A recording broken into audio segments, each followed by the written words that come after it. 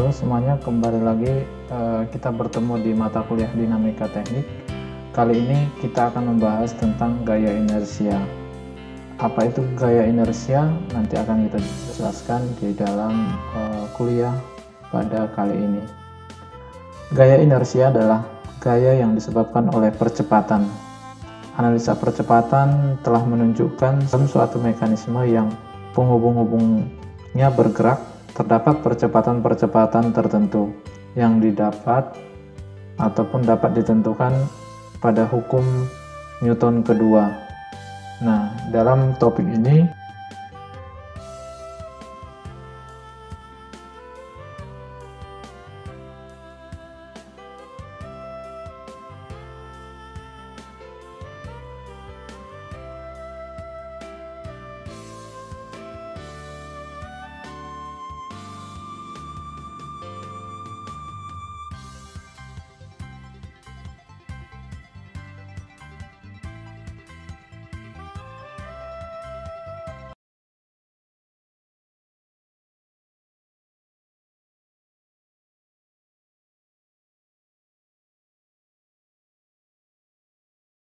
lalu kita sudah melihat bagaimana membuat poligon-poligon kecepatan, membuat poligon percepatan.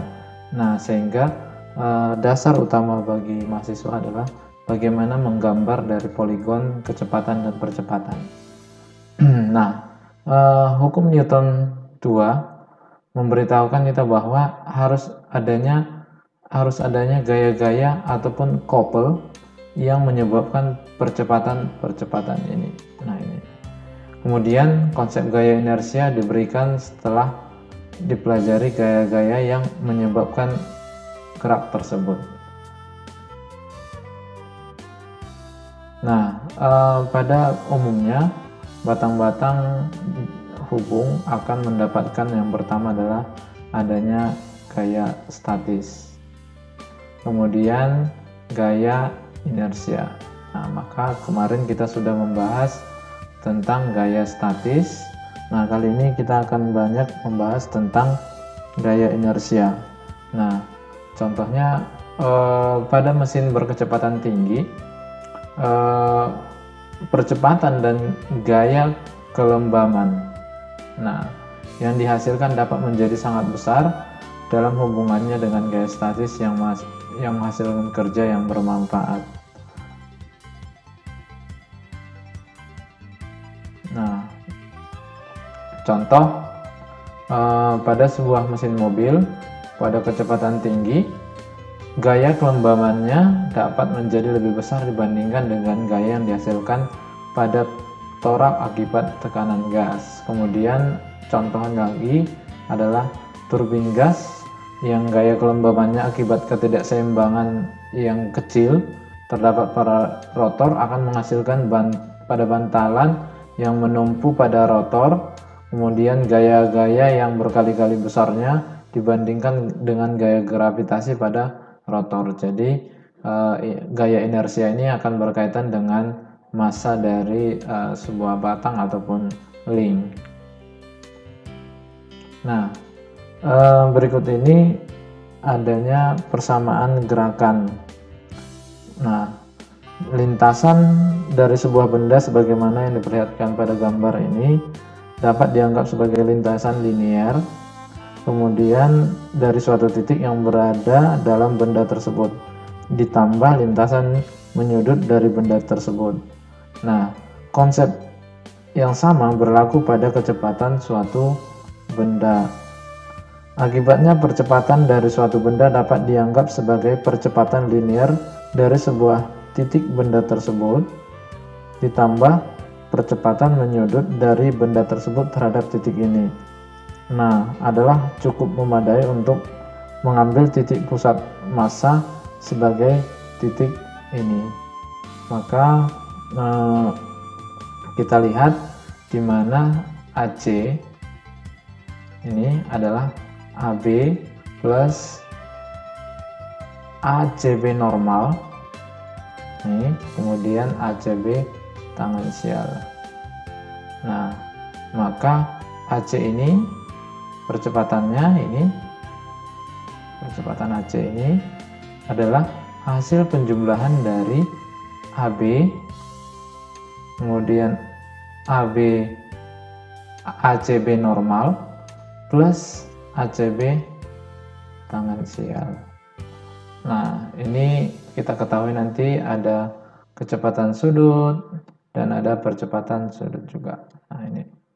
Nah, sehingga pada awal perkuliahan kita selalu mengaitkan dengan poligon kecepatan dan poligon percepatan. Oke. Nah, lintasan pada suatu benda dapat dianggap sebagai lintasan linear dari suatu titik yang berada di dalam benda tersebut, ditambah lintasan menyudut dari benda tersebut. Nah, pada gambar ini adalah G ini adalah titik pusat massa. Kemudian ini AG ini adalah percepatan titik ini. Nah, percepatannya. Nah, kemudian alfa di sini adalah percepatan sudut yang diketahui. Nah, sehingga kita kalau ingin menentukan atau menemukan gaya, kemudian momen puntir, ataupun gaya dan momen puntir, apa yang harus dikenakan pada benda tersebut. Jadi kita nanti akan menghasilkan alfa dan percepatan pada titik G di sini. Nah, sehingga pada hukum Newton kita mengetahui bahwa F itu adalah M dikali A. Jadi kita mengetahui ini bahwa ada massa, kemudian ada percepatan. Nah, F itu adalah gaya resultan. Nah, hukum Newton untuk gerakan yang menyudut. Nah, ini kalau untuk yang tadi dijelaskan ini adalah untuk yang linear. Ini.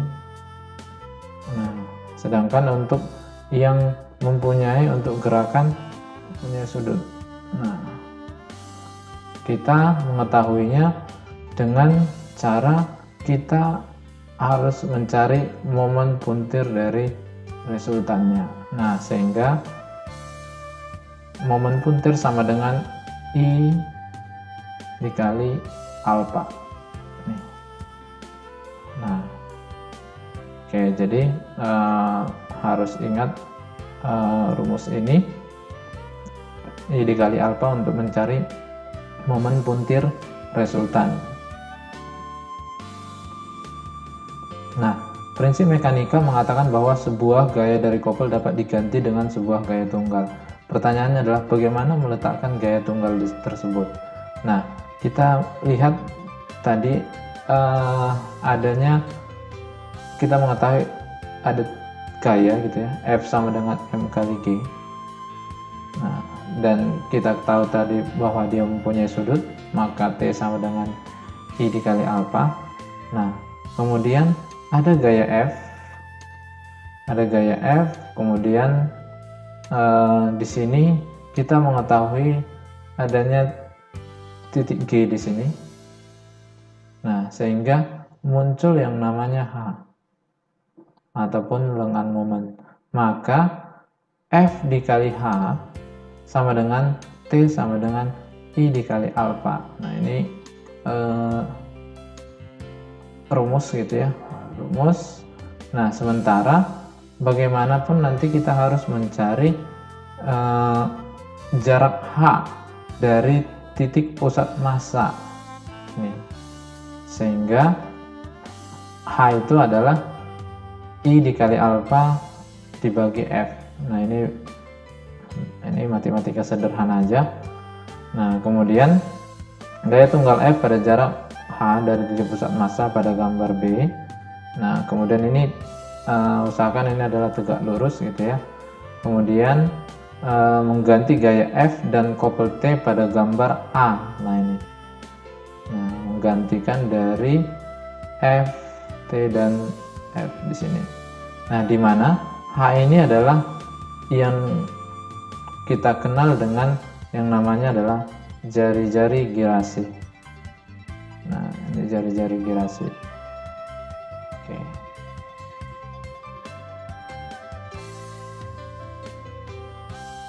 Nah, gaya kelembaman dan momen puntir kelembaman. Nah, seringkali kita mendengar bahwa gaya inersia ataupun sering dikenal dengan gaya kelembaman. Nah, adalah kebalikan dari resultan gaya dan momen puntir kelembaman, ataupun dengan singkat kita bisa menjelaskan bahwa momen inersia itu adalah kebalikan dari resultan momen punternya. Nah, besar gaya inersia dan momen inersia adalah sama dengan besar. Jadi di sini bisa digarisbawahi adalah sama dengan besar gaya resultan dari momen puntir. Hanya arahnya saja yang berlawanan. Terima kasih sudah menonton video ini. Semoga video ini bermanfaat.